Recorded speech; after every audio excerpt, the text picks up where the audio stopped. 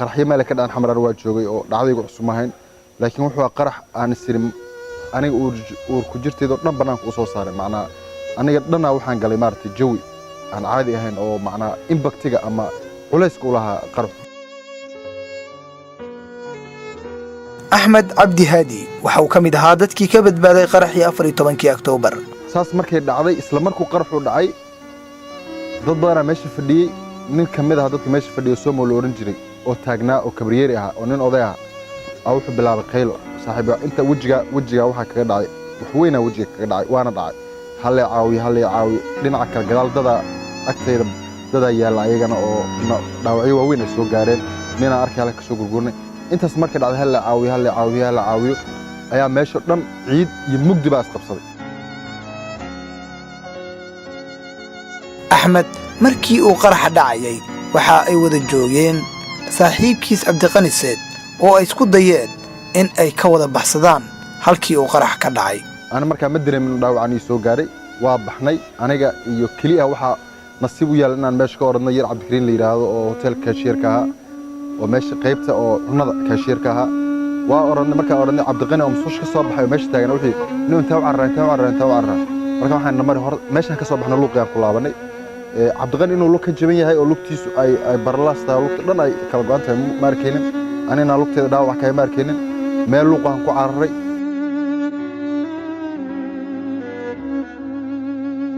dhaawac fudud ayaa ka soo gaaray qaraxa marka loo eego musiibadii dhacday waxaase uu ii sheegay in isagoo dhaawac ah uu ka qayb qaadanayay gurmadka dadkii ay waxyeeladu gaartay ee isaga ka darnaa talka waxaan oga sii baxay gadaashiisa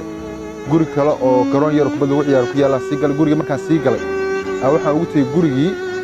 qayb kamid ah guriga oo soo duntay oo dad meesha ka shaqeynayay ay ku soo duntay wiil dhalinyaro ah oo da'yar oo waxaan xusuusanayaa war meesha iga saar oo qaylinaya annagii baa soo tagnay anoo dhaawac rag badan oo dhaawac aan ahayn oo soo tagnay mana dareemin laakiin ninkii dhagaxii xoog intaan u qaadnaa ka soo qaadnay halkaas markaan marayna waxaan sameynay kor guriga haddana dad kale waxa arkayna lugooda ka soo jeedaan oo ayagana gurigu ku soo dumay adu waxay ahayd xaalad sawir aad iyo aad khatar ah markii halkaas aan maraya waxa ogaadaan in dhaawac dhiig iga socdo awoodda uu leeyahay iyo saameynta uu leeyahay ma dareemin laakiin digfar markaa tagay macnaa intii yareedeen joogay ilaa 300 qof ka badan oo dhaawac oo mid madaxa ka go'an yahay midii ka socda mid oo maaragtay asaga dhan jirka ay ka guban yihiin mid ma dhiiga uu uga socdo maaragtay halboolayaashu ka socdo dadkii meesha marka la keenay aadaan u naxay ana xitaa dhiig maadaama dhaawacay uu saalana caawimaad ma helin oo meel aan iska fadhiyay dadkii markii dambe rag badan oo saaxiibada haddana kala meesha aan joogin laakiin kaaga dhawaa la keenay meesha markii la keenay dadkii la caawinaa bilaabay lugtii aan waxoogaa leeyahay hagaajiyay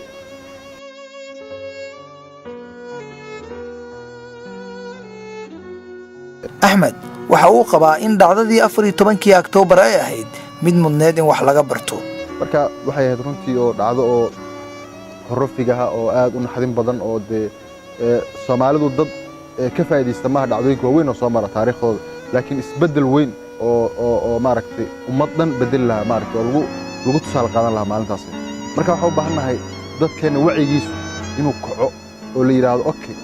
500 qof maxay maalin ooga dhimanaysaa say suurtagal u tahay in dalkeena xunug annaga naga dhashay fikirkiisa intii la bedelo oo gaari 500 oo kun oo maxaa la yiraahdaa ay sheegtan oo qarxay saarantay loo soo dhiibay inuu meel square ah oo magaalo faras magaalaha in lagu qarxiyo 500 su'aalo noocaas ah oo adag inaan isweydiin u baahanahay waa inaan ka gaashaamano jiilka soo socdo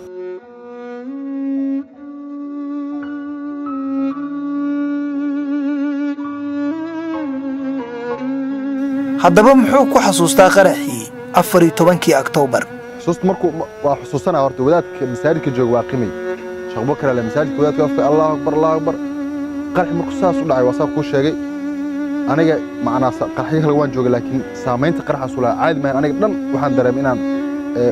ur ku jirtay dhan inay banaanka soo baxdo kale xoog u lahaa iyo waxaan meesha mugdi noqoto wax yar kadib dadkii oo dhacaya xaalad xabad bilaabatay waxyaabahan arkoo la yaab kale waxa kamid ah nin aniga saaxiibahay oo Maxamuud oran jiray oo dukaan ku lahaa hotel Safari dhinaca kale hotel Amiir ku dhaganaa oo dhalinyaraha hostalka waxa la keenay jirkiisa wax dhaawac soo gaaray laakiin baralees asaga wax dhaawac ma soo gaarin dukagisa ku soo dumay waa baaraleys ninkaas waxa marka la kasay asaga dhan waxa weeyaan waa qarqaraya xaaladiisa caadi maaha ninkii marka waxaan isneen shoog u qaaday waa caawinay qoyskii family wixii waa caawinay ninkii markii aan hospitaalka kaga tagnay habeenkii hospitaalku seexday qoyskiisa yimid waa la qaaday maalintii dambe la geeyay ninkii waxa la ogaaday markii iskaan la saaray feerihiisa dhan inay isku jiraan